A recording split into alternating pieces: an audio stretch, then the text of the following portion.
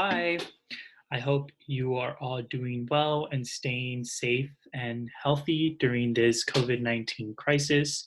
My name is Benjamin. I am an HIV tester and a health educator at BNSTAT Human Services. I'm here today to offer you an educational video that will be discussing HIV and stigma. Um, I have my bachelor's degree in sociology from UC San Diego. Stigma is a concept that we study pretty extensively within sociology.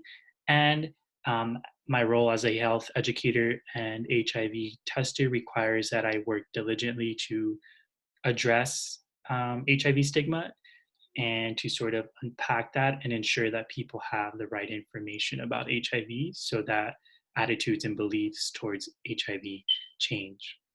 So this presentation will include the following. So first we will begin with unpacking stigma. Then we will move into HIV and stigma, followed by the consequences of HIV stigma. We will address misconceptions about HIV by providing facts about HIV. And then we will conclude with U equals U and what that means and what that's done for the HIV community to address and reduce HIV stigma. So, what is stigma? Stigma is first and foremost a social interaction. So, it occurs when a dominant group in society reacts negatively towards a minority group. So, we all have stereotypes um, or what is called heuristics. So, these are cognitive maps that our brain creates so that we don't have to think about things consistently. And oftentimes, these shortcuts or cognitive maps create stereotypes. And for the most part, social categories such as race are flawed, right? Those ideas are not accurate. Anyways, so when stereotypes and actualities do not match is when stigma occurs. A very simple example of this is a woman who dresses too masculine will be stigmatized for not dressing feminine. The reason being is that we have ideas of what masculinity looks like and what femininity looks like. So if we see a person who we've sort of identified as female or woman, right, who is dressing masculine, that's a clash. There's some sort of conflict, cognitive conflict occurring. So that person then becomes stigmatized. There are three types of stigmas that exist, which include physical stigma. So this pertains to the physical body, physical deformities. Then you have, or illnesses, right? Illnesses can be categorized in that category as well.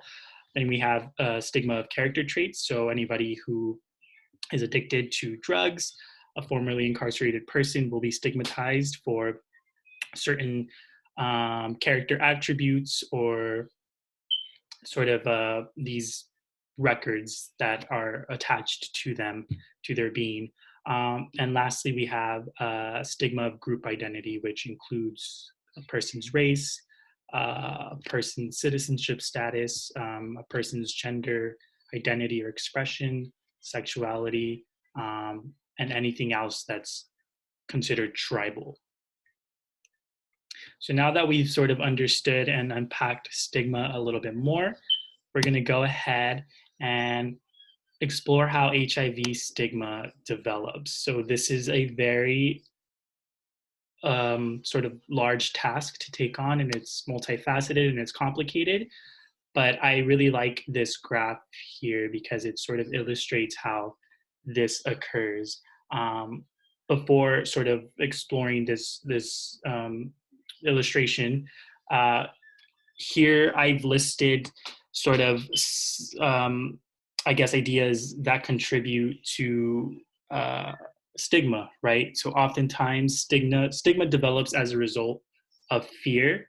In the case of HIV, the fear of becoming infected, of not knowing how HIV is transmitted, right?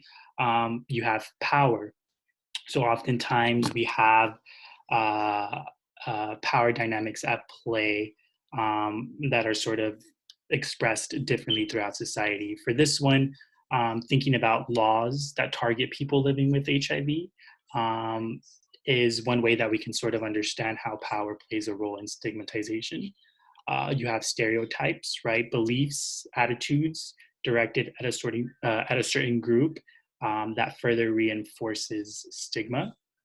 Again, values and beliefs, um, and misinformation or misconceptions about a certain group of people or certain behaviors that sort of then add on to stigma. So if we take a look here at this graph, what we're seeing is how stigma can be sort of felt or experienced that's within the inner circle, right? So a person can internalize stigma, meaning that they personally endorse and believe these attitudes and beliefs that sort of are spreading throughout society.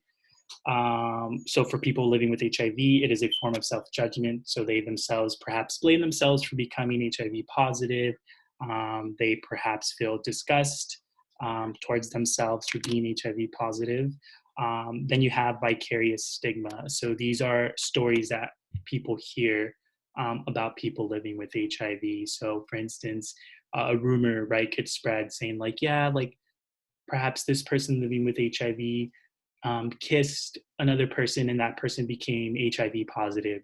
And so now we have this misconception that, oh, you get HIV from kissing, right? So that's vicarious. So living that sort of experience through the stories that other people are telling us. Um, Perceived stigma. So how we witness people perhaps act towards people living with HIV. This could be seen perhaps as social rejection, social isolation, right? This could be sort of the way that people interact, people who belong to the dominant group. So in this instance, it would be people who are not living with HIV, and even more so, people who belong to dominant groups. So, for instance, straight people, people who don't use drugs, right? These are folks that belong to the dominant groups, how they perceive people living with HIV. So, and the social interactions that come with that. Then we have enacted stigma, which relates to power. So, this is when discrimination takes into sort of this is when discrimination is enacted, right? This is when we see laws being passed that target and criminalize people living with HIV.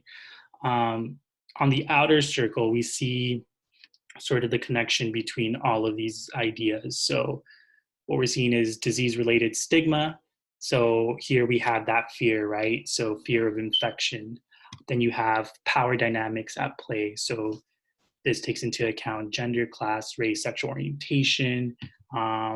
So if you belong to a minority group within gender, class, race, you will perhaps feel stigmatized and feel actual sort of repercussions or consequences. For instance, being criminalized for belonging to a racial minority group. Racial profiling is an example, right? Then you have stereotype related stigma. So this is sort of like the idea that where blame comes into play, right? So because you are a drug user, because you are a sex worker, because you are gay, um, you have HIV, right? So now there's this conflation between behaviors and identity. Because you are gay, it means you will get HIV. So that's sort of where that idea stems from.